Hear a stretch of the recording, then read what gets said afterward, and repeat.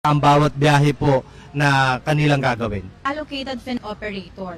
So, makikinabang dito ay aabot na 50 operators, 500 bus units, at tinatayang 300,000 na pasahero bawat araw. So, ano naman po ang makukuhang benepisyo ng mga mga sumasakay araw-araw dito, attorney? Ayun po yun katulad nga po ng sinabi ko, dun sa existing fare po natin, kung kasama ka po sa programa, mas mababa po ng 20% ang iyong pamasahe. So kung ang pamasahe mo po ay ang modern jeep po ngayon ay 15, ang babayaran na lang po ng ating pasahero ay 12.